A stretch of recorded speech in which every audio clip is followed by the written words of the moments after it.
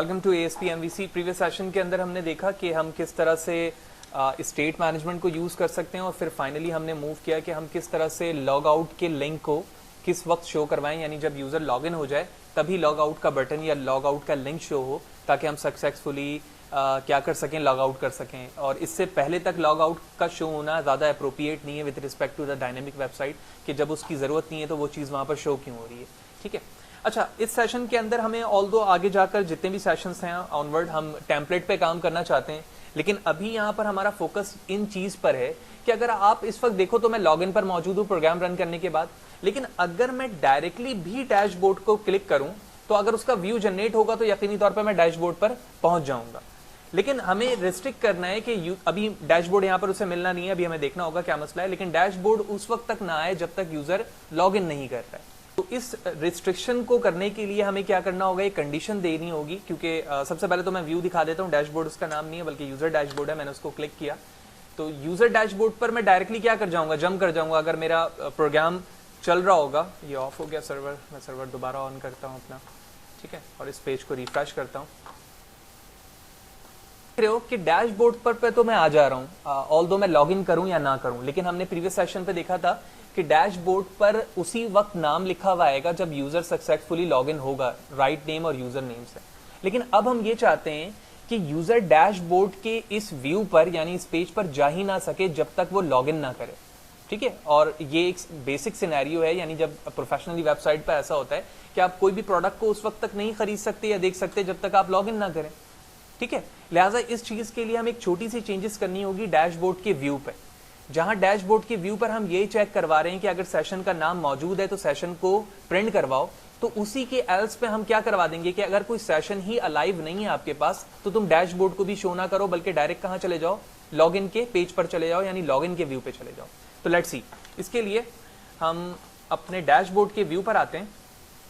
ठीक है, ये हमारा डैशबोर्ड का व्यू है और आप देख रहे हो यहाँ पर सिर्फ एक इफ की कंडीशन थी जिसमें हमने ये बताया हुआ था कि अगर सेशन ईमेल मौजूद है तो सेशन ईमेल को लिखो, और साथ ही साथ एंकर टैग के जरिए से यानी लिंक के जरिए से हमने क्या करवाया, लॉग आउट का एक बटन यानी लिंक शो करवा दिया। अब मैं इसके एल्स में लिखता हूं रिस्पॉन्स डॉट रीडायरेक्ट, ठीक है, और इन्वर्टेड कॉमा में मैंने बताया tilde slash user slash login. तो इसका मतलब ये हुआ कि एक्चुअली मैं रीडायरेक्ट कहां करवा रहा हूं अपने पेज को, लॉगिन पे। अगर यूजर ने लॉगिन नहीं किया हुआ है और उसका सेशन भी मौजूद नहीं है, जाहिर सी बात है जब वो लॉगिन नहीं किया तो उसका मतलब उसका सेशन अलाइव नहीं है। तो सेशन जब तक अलाइव नहीं होगा उस वक्त तक मैं डैशबोर्ड के पेज को व्यू नहीं कर सकता। लिहाजा ये करने के बाद मैंने इसे टर्मिनेट किया, जूम आउट करता हूं, प्रोग्राम को रन करता हूं और दोबारा से कोशिश करता हूं कि मैं डायरेक्टली किसे एक्सेस करूं, डैशबोर्ड को। लिहाजा पेज पर आता हूं, पेज को रिफ्रेश करता हूं, ठीक है, क्योंकि अभी मैंने लॉगिन नहीं किया है। लेट्स सी, तो आप देख रहे हो मैं कहां पर आ गया, लॉगिन पर आ गया। ठीक है, क्यों? क्योंकि इस वक्त मैंने लॉगिन ही नहीं किया है। यानी आप डायरेक्टली डैशबोर्ड को, यूजर डैशबोर्ड को, विच मीन जो नेम हमारा है, जब भी आप यहां लिखने की कोशिश करोगे खुद ब खुद तुम कहां पर आ जाओगे, आप देख रहे हो जैसे मैं एंटर प्रेस कर रहा हूं लॉगिन पर आ जा रहा हूं। इसकी वजह क्या है कि एल्स में तुमने यहां पर बता दिया है कि जब कोई सेशन अलाइव ना हो तो आप डैशबोर्ड पे नहीं जा सकते, बल्कि आप डायरेक्ट कहां पर आएंगे, लॉगिन पेज पर आ जाएंगे। और अगर मैं यहां पर लॉगिन करता हूं, ठीक है, तो हम करते हैं,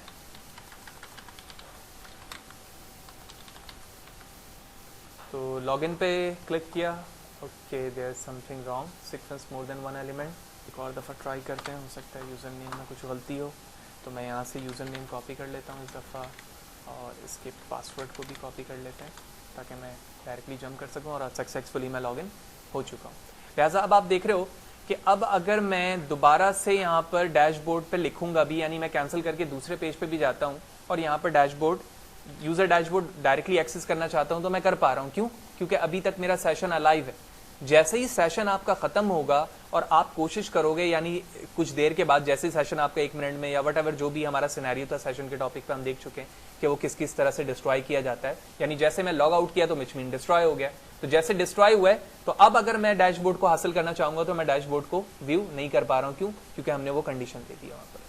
तो ये इंपॉर्टेंट पार्ट था जो हमने वहां पर उसको छोड़ दिया था। तो मुझे याद आया कि ये चीज़ बड़ी इंपॉर्टेंट है कि हम यहाँ पर रिस्ट्रिक्शन दें, साथ ही साथ कि किस वक्त हम यूजर को डैशबोर्ड दिखाना चाहते हैं और किस सिनेरियो पे यूजर को डैशबोर्ड नहीं दिखाना चाहते हैं। उसके लिए हमने एक छोटा सा रेजर सिंटैक्स इस्तेमाल किया, रिस्पॉन्स डॉट रीडायरेक्ट।